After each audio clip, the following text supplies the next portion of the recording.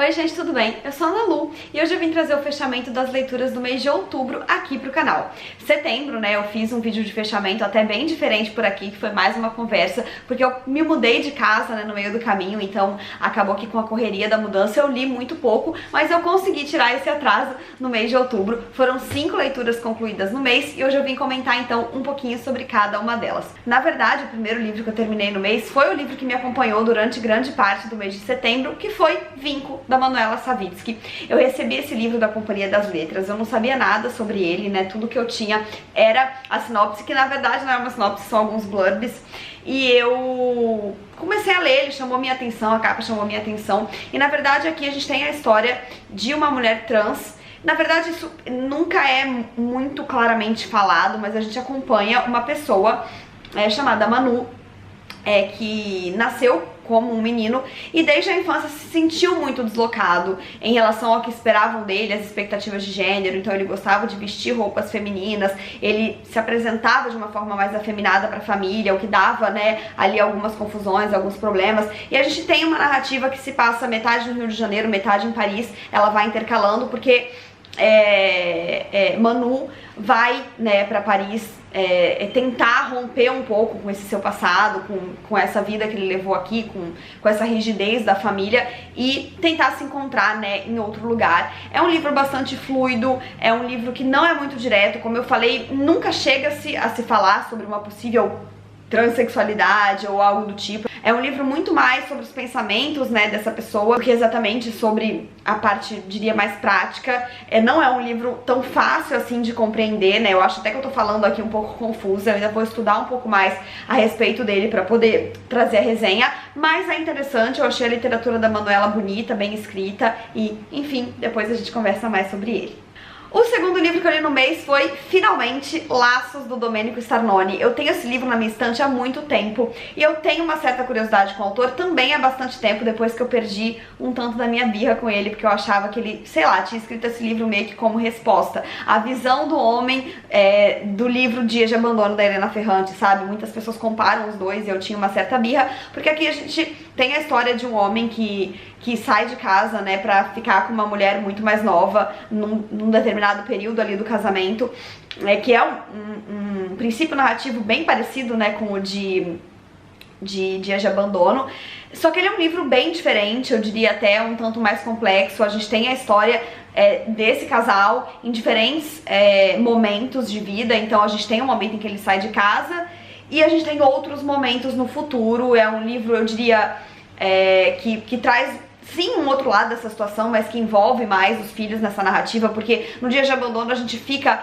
ali na claustrofobia dos primeiros dias, né, a partir da saída do marido de casa. E aqui, como a gente tem essa visão de anos depois, a gente vê como que eles lidaram com isso com o passar do tempo, inclusive os filhos que ficaram adultos já. E ele tem elementos aqui que a gente não encontra em Dias de Abandono. Não tô falando que ele é melhor, nem pior, na verdade, é realmente uma abordagem bem diferente. Eu gostei da escrita do Domênico, mas eu confesso que eu esperava um pouco mais. Eu acho que as pessoas falam desse livro muito emocionadas, e eu terminei e fiquei, tá, interessante, provocador, ainda não sei se eu acho tudo isso. Preciso pensar um pouco mais a respeito, amadureço as minhas impressões para trazer aqui a resenha. Depois eu li outro livro que não sai da boca das pessoas, que é O Lugar, da Annie Ernaux. Primeiro eu queria dizer que eu fiquei muito feliz quando ela ganhou o Nobel, porque eu acho maravilhoso quando uma editora independente tem esse presente, né, que agora eles já estavam publicando, né, a editora Fósforo já estava publicando a Annie Ernaux, ela ganhou esse Nobel e ganhou uma puta visibilidade, né, então a editora Fósforo tá tendo uma grande visibilidade. Eu fico muito satisfeita com isso, como uma grande entusiasta, né, do mercado editorial e das editoras independentes. Eu realmente fiquei muito feliz com isso, e eu confesso, esses livros já estavam também no meu radar há bastante tempo, e o Nobel foi um pé na bunda, tipo, gata, acorda, valeu o livro, tá todo mundo lendo, a moça foi premiada, sabe? Então, fiquei com curiosidade, enfim, algo me diz que eu deveria ler essa série. Não é uma série, né? Enfim, os livros dela na ordem de publicação. Então comecei com O Lugar, que é um livro bem fininho, em que ela fala principalmente sobre a história dela com o pai dela. Os livros da Annie Ernaux, eles são caracterizados como sociobiografia, autossociobiografia, desculpa, acho que eu não tô me lembrando do termo exato, mas é uma espécie de autobiografia, mas que ao mesmo tempo traz uma análise sociológica muito profunda. E é impressionante como tem tudo isso aqui em um livro tão pequeno. Falando sobre a relação dela com o pai, como ela vê os pais, como os pais delas a veem, a autora traz um contexto social muito grande, faz uma análise muito grande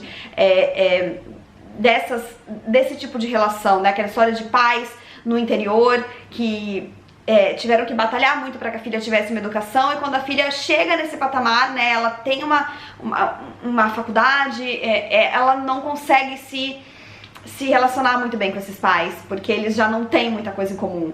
Então é uma dor muito grande, ao mesmo tempo uma falta de identificação e um questionamento de será que eu mereço isso, uma culpa, enfim, é extremamente complexo e fininho, sabe? É um livro fininho que te deixa bastante atordoado, e eu também não sei por onde eu vou começar essa resenha. Vocês podem perceber que foi um mês de leituras um pouco complicadas, né? Eu vou ter que suar pra fazer o conteúdo aqui dos próximos meses, enfim, vamos falar do próximo livro. Aí eu pensei que eu tava precisando de uma literatura um pouco mais fácil, um pouco mais leve, e peguei um livro que eu já tinha curiosidade de ler há bastante tempo, que é O Caso Holandesa, da Anne Pritchett, que é um livro que saiu primeiro pelo Intrínsecos, né, o Clube da Intrínseca, e depois saiu nessa edição aqui, que foi para as livrarias normalmente. Eu já tinha comprado há um tempo, ele me chamava muita atenção pela capa, e aqui a gente tem uma história que, apesar de leve, é bastante potente, que é a história de dois irmãos, que é uma espécie de Cinderela,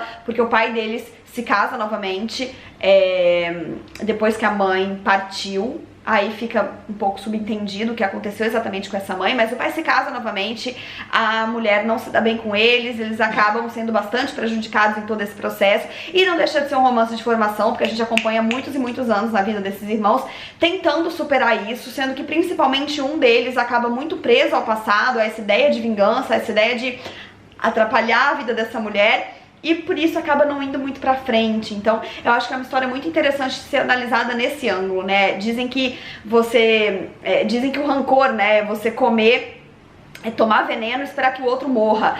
E eu acho que o livro fala muito sobre isso de uma certa forma, porque quando essa personagem fica presa nisso, não é a pessoa que fez mal a ela que não vai pra frente, é ela mesma.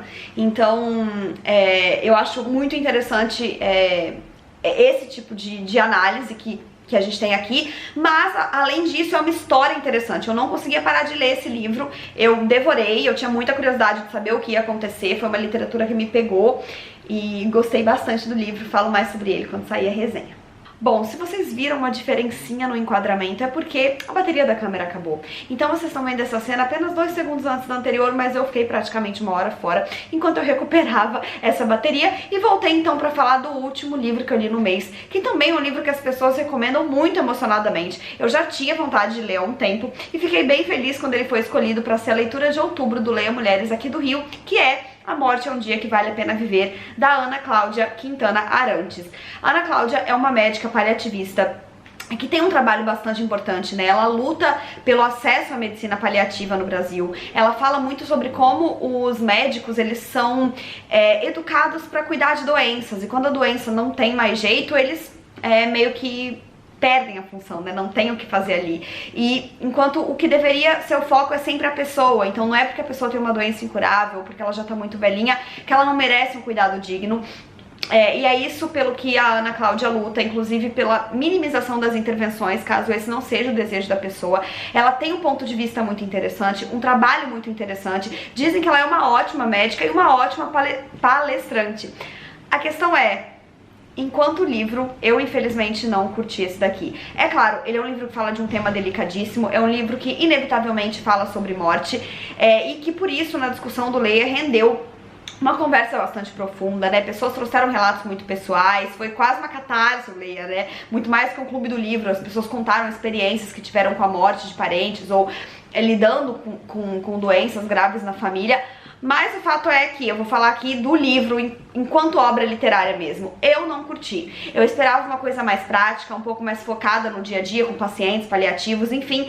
E na verdade esse livro pega mais pro lado da autoajuda, eu achei ele meio coach, assim. Os capítulos são muito rápidos, é muito tipo conselhos instantâneos, uma coisa meio aproveite a sua vida porque você vai morrer, não conte os minutos pro final de semana porque você tá contando os minutos pra sua vida acabar. Enfim, eu achei um pouco cansativo, não era o que eu esperava, eu entendo a motivação da Cláudia, eu repito, acho que o trabalho dela é importantíssimo, que a luta dela é importantíssima, mas enquanto obra literária eu realmente não curti muito o livro. Entrarei mais em detalhes quando sair o vídeo. Ainda acho que ele é um livro muito importante, muita gente no Leia disse que o livro realmente foi um alento para lidar com momentos de luto, que o livro mudou algumas visões. Comigo ele não funcionou, mas eu acredito que ele funcione sim pra muita gente, que ele faz bem pra muita gente, então ele não deve ser descartado. Só queria, assim, para que vocês não caiam desavisados como eu, ele é muito mais autoajuda do que um livro efetivamente prático sobre, prático político, eu diria, né, sobre a luta pelos cuidados paliativos, que era, enfim, o que eu esperava. Então é isso, gente, espero que vocês tenham gostado desse vídeo. Comentem aqui embaixo se vocês já leram algum desses livros, se já conheciam, se ficaram com vontade de ler, e as opiniões de vocês, caso já tenham feito as leituras, porque eu vou adorar saber. Não esqueçam de se inscrever no canal se ainda não forem inscritos e deixarem o joinha se curtiram, porque isso ajuda muito o canal a crescer. Um beijo e até a próxima. Tchau!